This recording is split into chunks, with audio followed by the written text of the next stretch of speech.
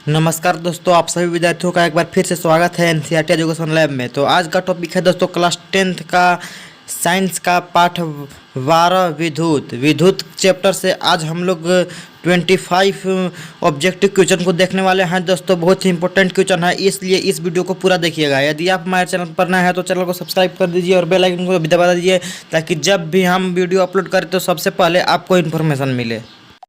तो आपके स्क्रीन पर पहला क्वेश्चन है, जूल प्रति कूलम बराबर होता है। जूल प्रति कूलम किसके बराबर होता है? ए वोल्ट के, बी विद्युत धारा के, सी प्रतिरोध के, डी इनमें कोई नहीं। तो जल्दी से कमेंट कीजिए कि इसका कौन सा ऑप्शन सही होगा। वोल्ट के होगा, विद्युत धारा का होगा, प्रतिरोध का हो गया, या इनमें से किसी का नहीं होगा। तो जल्दी से आप कमेंट कीजिए कि इसका कौन सा ऑप्शन सही होगा। बहुत ही इंपॉर्टेंट क्वेश्चन है, परीक्षा में पूछे जाने वाला क्वेश्चन है और ये आपको याद भी होना चाहिए। तो चलिए मैं बताता हूँ कि इसका कौन सा ऑप्शन सही होगा। तो इसका ऑप्शन सही होगा ऑप्शन नंबर ए वोल्ट के। अब है क्वेश्चन नंबर 2, प्रतिरोध का मात्रक होता है। तो बताना है कि प्रतिरोध का क्या मात्रक होता है।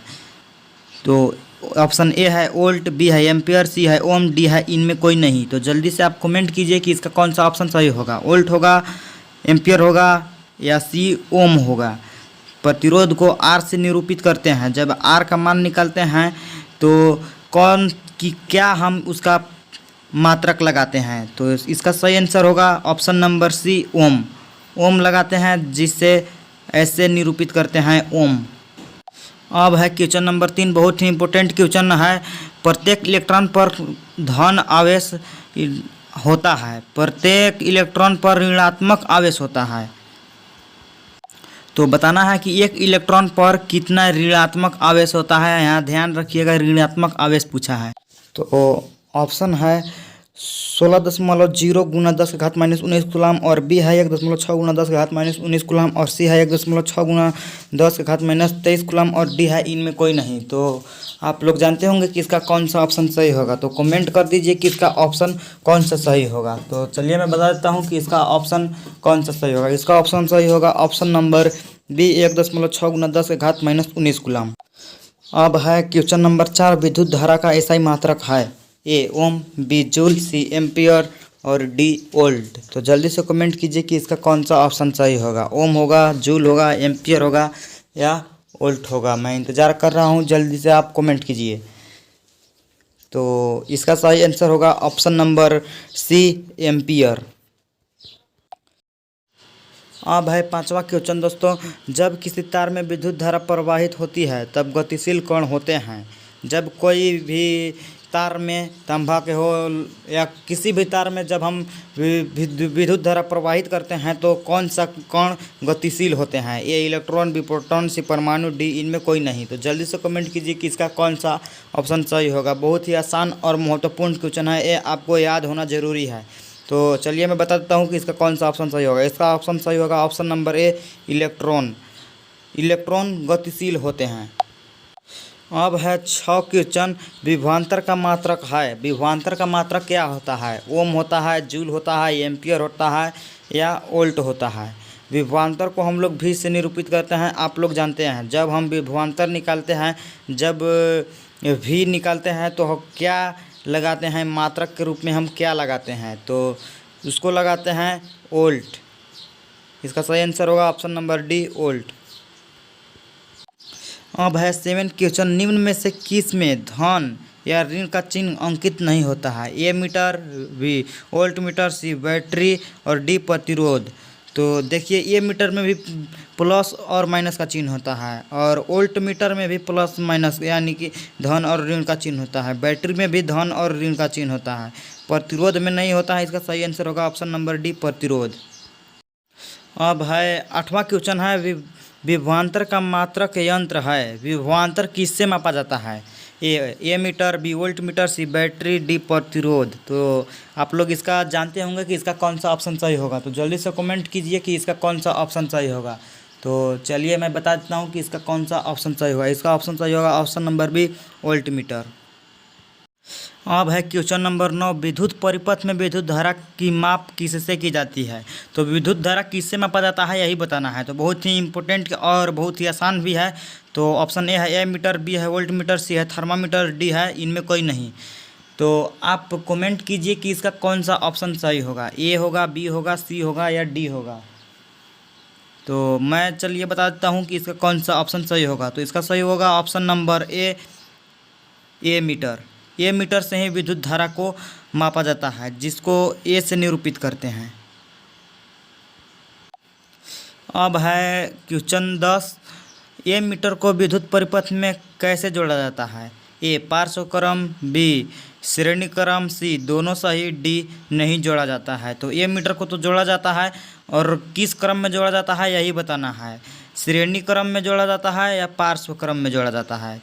तो चलिए मैं बता देता हूँ कि इसका कौन सा ऑप्शन सही होगा। आप भी बताइएगा कमेंट में कि इसका कौन सा ऑप्शन सही होगा। तो इसका सही ऑप्शन होगा ऑप्शन नंबर बी, श्रेणी क्रम में। श्रेणी क्रम में ही ए मीटर को जोड़ा जाता है। अब है बहुत ही इंपॉर्टेंट क्वेश्चन 11 क्वेश्चन है, किसी कुंडली का प्रतिरोध ज्ञात करने के लिए सूत्र है। ए आर बराबर वी बटा आई, और बी है आर बराबर आई बटा वी, और सी है आर बराबर वी प्लस आई, और डी है इनमें कोई नहीं। तो आप लोग जानते हैं कि ओम का नियम क्या होता है। ओम का नियम होता है वी बराबर आई आर। तो हम लोग से पूछा है प्रतिरोध, यानी कि आर का मान पूछा है। तो हो जाएगा वी बटा आई बराबर आर। तो इसका हो जाएगा ऑप्शन नंबर ए, वी बटा आई बराबर आर। अब है 12 क्वेश्चन, विद्युत शक्ति का मात्रक है। विद्युत शक्ति का मात्रक क्या होता है। ओम, जूल, एम्पियर, वोल्ट। तो कमेंट करके आप बताइए कि इसका कौन सा ऑप्शन सही होगा। तो इसका सही ऑप्शन होगा ऑप्शन नंबर बी, जूल। विद्युत शक्ति का मात्रक जूल होता है। अब है 13 क्वेश्चन है, यदि R1 और R2 प्रतिरोध पार्श्वबद्ध हो, यानी कि पार्श्व क्रम में जोड़ा गया है, तो उनका समतुल्य प्रतिरोध होगा। तो कुल प्रतिरोध का मान क्या होगा यही बताना है। तो ऑप्शन ए है आर बराबर R1 इंटू R2 बटा R1 प्लस R2, और बी है आर बराबर R1 माइनस R2, और सी है आर बराबर 1 बटा R1 प्लस 1 बटा R2, और डी है आर बराबर R1 प्लस R2। तो इसको हल कीजिएगा तो आएगा, इसका सही ऑप्शन होगा ऑप्शन नंबर ए, आर बराबर R1 इंटू R2 बटा R1 प्लस R2। अब है क्वेश्चन नंबर नेक्स्ट 14 क्वेश्चन है, विद्युत ऊर्जा का मात्रक क्या होता है। विद्युत ऊर्जा का मात्रक बताना है। ए ओम, और बी जूल, सी kWh, और डी वोल्ट। तो kWh होता है किलोवाट प्रति घंटा। तो सही इसका ऑप्शन होगा ऑप्शन नंबर सी, किलोवाट प्रति घंटा। अब है 15 क्वेश्चन, विद्युत हीटर की तार कुंडली किससे बनता है। विद्युत हीटर का तार जो होता है उसका कुंडली किससे बना होता है। तो ए है निक्रोम, बी है लोहा, सी है एल्युमिनियम, डी है इनमें कोई नहीं। तो इसका सही ऑप्शन होगा ऑप्शन नंबर ए, निक्रोम। निक्रोम से ही विद्युत हीटर की कुंडली बनता है। निक्रोम एक मिश्र धातु है, और मिश्र धातु का गलनांक बहुत ऊंच होता है, इसलिए उसको निक्रोम से बनाया जाता है, यानी कि मिश्र धातु से बनाया जाता है। अब है 16 क्वेश्चन है, टंगस्टन का गलनांक कितना होता है। टंगस्टन का गलनांक बताना है, जो बल्ब में उपयोग किया जाता है टंगस्टन का गलनांक कितना होगा। तो ऑप्शन ए है 106 डिग्री सेल्सियस, और बी है 1006 डिग्री सेल्सियस, और बी है 1500 डिग्री सेल्सियस, और सी है 3500 डिग्री सेल्सियस, और डी है 600 डिग्री सेल्सियस। तो इसका होता है 3500 डिग्री सेल्सियस, यानी 3500 डिग्री सेल्सियस। इसका सही ऑप्शन होगा option number C, 3500 degree Celsius. अब है 17 क्वेश्चन, ओम मात्रक है। ओम किसका मात्रक है। ए प्रतिरोध का, बी विद्युत धारा का, सी विभवांतर का, डी इनमें कोई नहीं। तो इसका आप जानते हैं कि इसका कौन सा ऑप्शन सही होगा। इसका सही होगा ऑप्शन नंबर ए, प्रतिरोध का। प्रतिरोध का मात्रक ओम होता है। अब है 18 क्वेश्चन, वी बटा आई का अनुपात कहलाता है। वी बटा आई बराबर क्या होता है यही आप लोग को बताना है। तो ए है प्रतिरोध, जिसे आर से निरूपित करते हैं, और बी है विद्युत, और सी है विभवांतर को वी से निरूपित करते हैं, और डी है इनमें कोई नहीं। तो आप लोग जानते हैं कि इसका कौन सा ऑप्शन सही होगा। इसका सही ऑप्शन होगा ऑप्शन नंबर ए, आर, प्रतिरोध। V/I का अनुपात प्रतिरोध होता है। अब है 19, निम्न में से कौन उपकरण विद्युत धारा की उपस्थिति को दर्शाता है? A galvanometer, B motor, C generator, D voltmeter. तो इसका सही ऑप्शन होगा ऑप्शन नंबर ए गैल्वेनोमीटर, आप लोग जानते हैं। अब है 20, निम्न में से किस संयोजन द्वारा प्रतिरोध का मान बढ़ता है? ए श्रेणी क्रम, बी पार्श्व क्रम, सी दोनों, डी इनमें कोई नहीं। तो श्रेणी क्रम में जब हम किसी प्रतिरोध को जोड़ते हैं तो प्रतिरोध का मान बढ़ता है, तो इसलिए इसका सही ऑप्शन होगा ऑप्शन नंबर ए श्रेणी क्रम।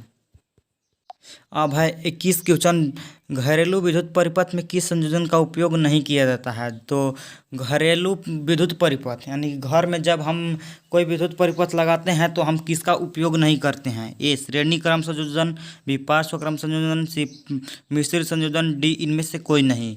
तो इसका सही ऑप्शन होगा ऑप्शन नंबर ए श्रेणी क्रम संयोजन। श्रेणी क्रम संयोजन में हम लोग ऐसे नहीं जोड़ते हैं कोई भी परिपथ को, इस प्रकार से नहीं जोड़ते हैं घरेलू परिपथ में, क्योंकि उसका कब उपयोग करना है ये निश्चित नहीं होता है। जब मन तब हम इसको बंद करेंगे तो तीनों प्रतिरोध बंद हो जाएगा, इसलिए पार्श्वक्रम संयोजन में जोड़ा जाता है ताकि समय अनुसार उचित उपयोग कर सकें।